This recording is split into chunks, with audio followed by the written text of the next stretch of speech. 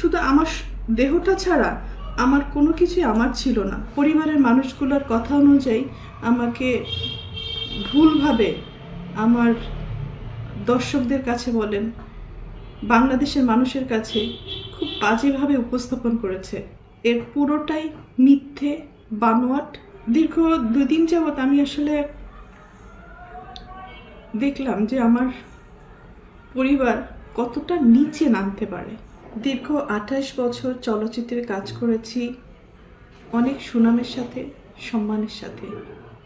কোটি কোটি দর্শকদের ভালোবাসা পেয়েছি, ইন্ডাস্ট্রির মানুষের ভালোবাসা পেয়েছি।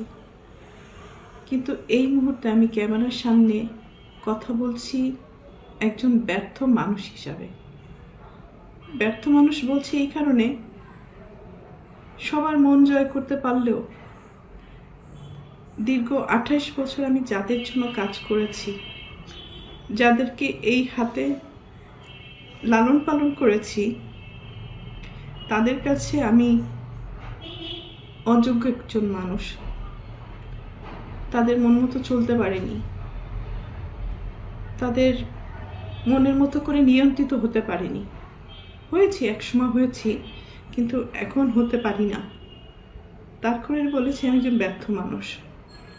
একটা মানুষ তো সবসময় সবার কাছে ভালো হতে পারে না, সব সময়ের জন্য ভালো হতে পারে না। আমি যখন ইনকাম করেছি, 2 হাতে দিতে পেরেছি, লুটাতে পেরেছি, তখন আমি আমার পরিবারের কাছে অনেক প্রিয় একজন মানুষ ছিলাম।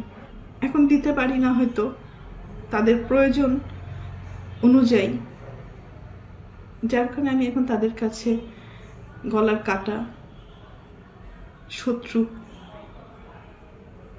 এবং অপছন্দের একজন মানুষ। দীর্ঘ 2 দিন যাবৎ আমি আসলে দেখলাম যে আমার পরিবার কতটা নিচে নামতে পারে, কতটা হীন পরিচয় দিতে পারে, কত হিংস্র ব্যবহার করতে পারে, কত নোংরা শব্দ ইউজ করতে পারে। পরিবারের মানুষগুলোর কথা অনুযায়ী আমাকে ভুলভাবে আমার দর্শকদের কাছে বলেন, বাংলাদেশের মানুষের কাছে খুব বাজেভাবে উপস্থাপন করেছে। তো এর থেকে দুঃখজনক আর কিছুই হতে পারে না। যাদের জন্য কাজ করেছি আজকে তারা কেউই আমার না। এই জন্য হয়তো আল্লাহ বলে, যার যার জীবন হিজ হিজ হুজ হুজ, কিয়ামতের মাথায় কেউ কাউকে চিনবে না।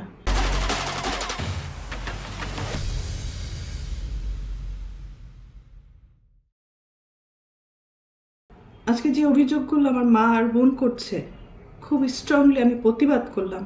এর পুরোটাই মিথ্যে, বানোয়াট এবং তাদের স্বার্থ উদ্ধার হয়নি বলে আজকে সত্য একটা জিনিসকে অসত্য বলে প্রমাণিত করার চেষ্টা করছে। এত বছর যে আমি ইন্ডাস্ট্রিতে ইনকাম করেছি, তারা আমার সাথে বেইমানি করেছে। আমার সমস্ত অর্থ আমার কাছ থেকে নিয়ে নিয়েছে। আমার টাকা দিয়ে কেনা সয় সম্পত্তি কোনো কিছুই আমার নামে ছিল না, আমার প্রত্যেকটা ভাই বোনের নামে ছিল। আমার অ্যাকাউন্টগুলো শূন্য ছিল এবং আমার গাড়ি, শুধু আমার দেহটা ছাড়া আমার কোনো কিছুই আমার ছিল না। সব কিছুই তাদের আন্ডারে ছিল, আমিও তাদের আন্ডারে ছিলাম।